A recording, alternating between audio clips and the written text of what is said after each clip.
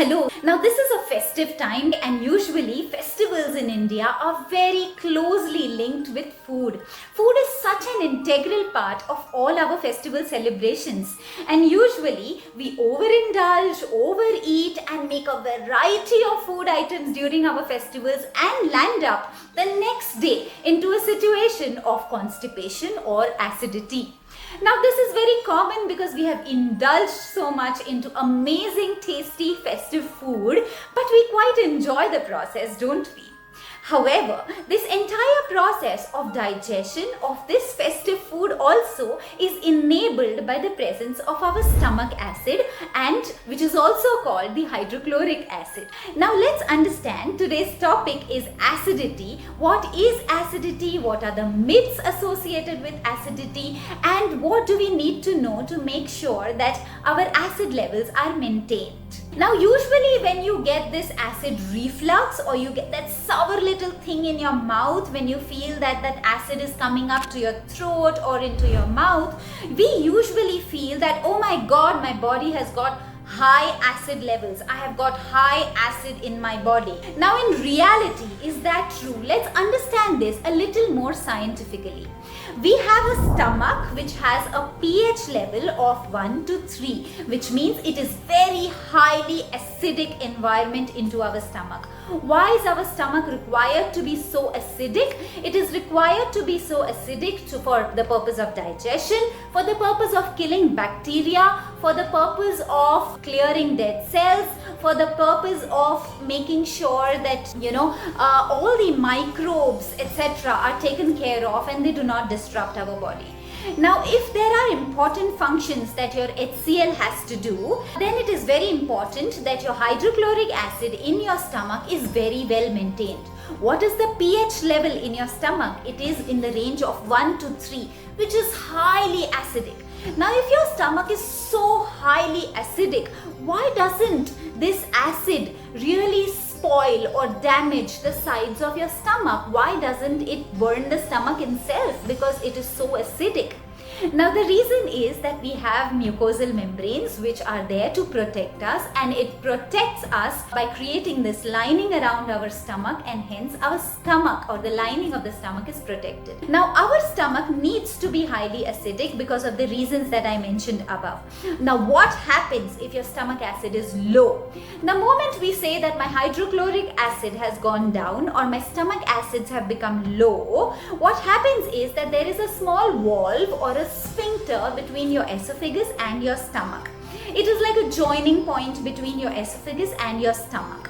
So this valve or this sphincter is strong and strengthened because of the presence of hydrochloric acid, which is your stomach acid. When your stomach acid becomes low, this valve, which is between the esophagus and your stomach, becomes weak. When it becomes weak, it does not contract too well, it becomes loose. It becomes loose and it opens up. The moment it opens up, this acid in your stomach is able to bubble up and come upwards. It moves all the way from your esophagus to your throat or sometimes even in your mouth.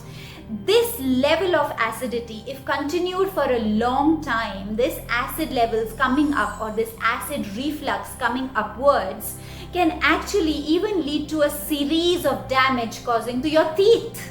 It can lead to teeth decay, and it can lead to your teeth becoming porous, weak, falling down, teeth having holes in between, and a variety of issues. Why did all this happen? Why did this acid reflux happen? Simply because my sphincter or the valve became loose and it opened up, this low acid came upwards. Now why did this sphincter become loose? Because my stomach acid or my HCl levels reduced, not because they went high. So when we say that I have got acidity or there is acid reflux, it is not because your body is having too much of acid. The reality is that your stomach acid has become less, it has reduced. Your HCl has reduced, and that's the reason the valve opens up and you have acid reflux. This can lead to a series of issues if you have a low stomach acid. It can lead to a number of autoimmune diseases, right from thyroid function or your arthritis or from colitis, or it can lead to asthma, it can lead to lupus, it can lead to Crohn's disease, migraine, it can lead to nausea, excessive burping, it can lead to your WBCs becoming low, it can create allergies, brain drain, it can also lead to tremendous hair loss, it can lead to infections, particularly intestinal infections, because now your stomach acid is low, it is not able to kill bacteria. It can also lead to candida, it can lead to a low liver function, it can lead to brittle teeth, a deficiency of vitamin B12, it can lead to eye related disorders, it can lead to acne on your face, acne on your body, it can lead to iron deficiencies, a condition of anemia, or even hyperthyroidism. All of these conditions just because your HCl became low. That is the significance of your hydrochloric acid in your stomach. That is the significance of your stomach acid requires to be acidic at all times. We cannot afford to have a low stomach acid, a low hydrochloric acid into our body. So what is it that enables this stomach acid to come back? And what is it that makes this stomach acid reduce? Usually, stomach acid reduces with age. So as we age, our stomach acid naturally starts going down. Now, there can be many reasons to it. It can even be because of stimulants or alcohol or excessive consumption of your tea and coffee, caffeine. Now, let's understand, if you ever see a bread and you dip it into water, you will see that the water gets soaked up completely into that bread, isn't it? Now that is what your tea and your coffee does to your body. That is what it does to your hydrochloric acid or your stomach acid. The moment you have these stimulants, your caffeine, tea and coffee, it soaks up your HCl, it soaks up your stomach acid to a level that it reduces your stomach acid, and hence you are not able to kill bacteria, you are not able to do digestion properly, and a host of other functions that your hydrochloric acid or stomach acid is supposed to function or supposed to perform. That is the significance of your HCl, and we cannot afford to reduce it just by certain lifestyle habits that we are finding it difficult to change. Lifestyle change makes a tremendous difference naturally to your body, and HCl coming up all over again and enabling a better digestion, enabling a better immune system by killing your bacteria is just tip of the iceberg. There are so many other things that HCl is involved in. Now, what is it that will enable, if my stomach acid has gone down, my HCl has become low, so I'm not able to digest my food well, so I am having constipation, I could be having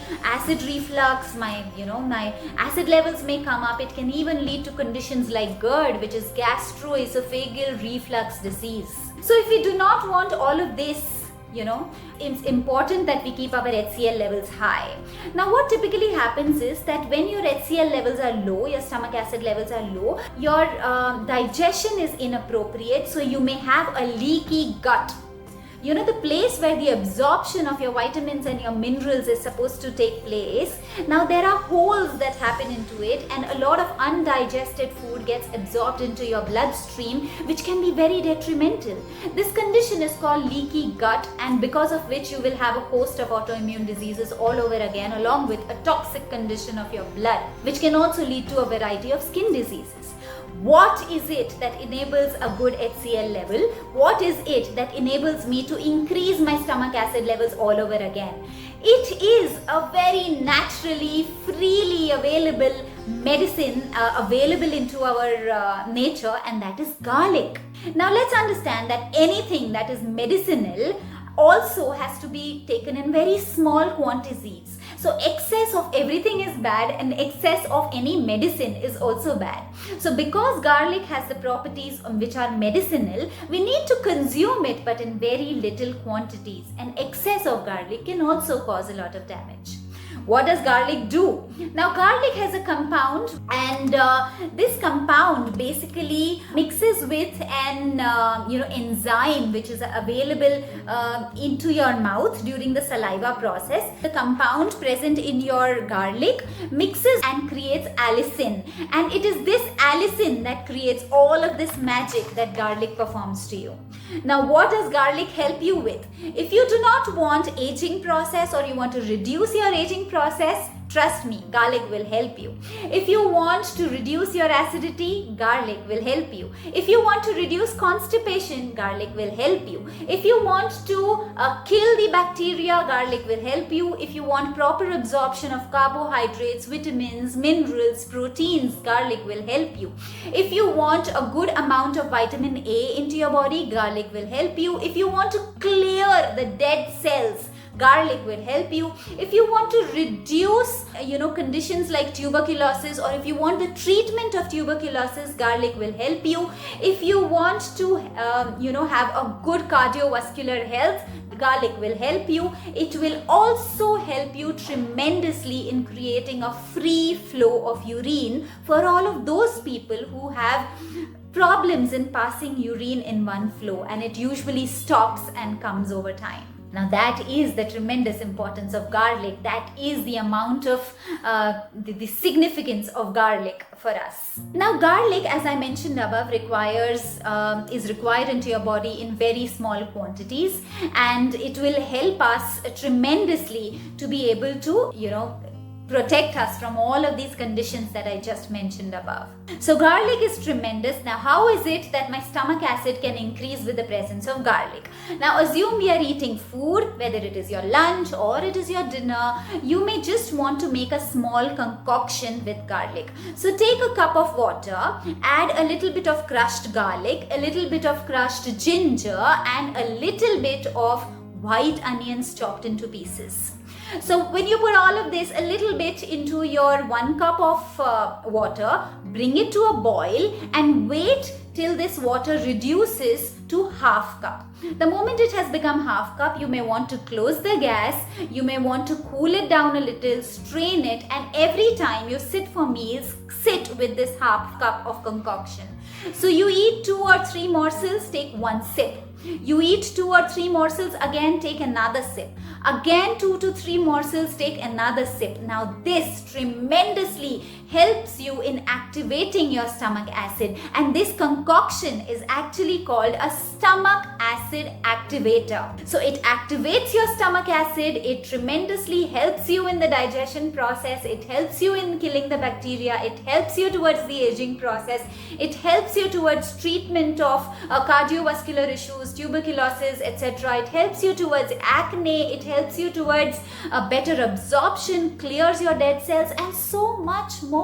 Just this small concoction, and it does not take more than 30 seconds to 1 minute to make it. All you need is just have 2 to 3 morsels of your regular food and have this in between, and it will make tremendous difference to activating your hydrochloric acid, activating your stomach acid levels, and you will be in a very good shape. Your stomach, your intestines, and all your body will be so grateful to you. I hope this was useful. I hope the presence of garlic in activating stomach acid was very well understood. I hope that you understood the myth around acidity and what really causes acid levels. I hope this was useful. See you again in another video. Namaste.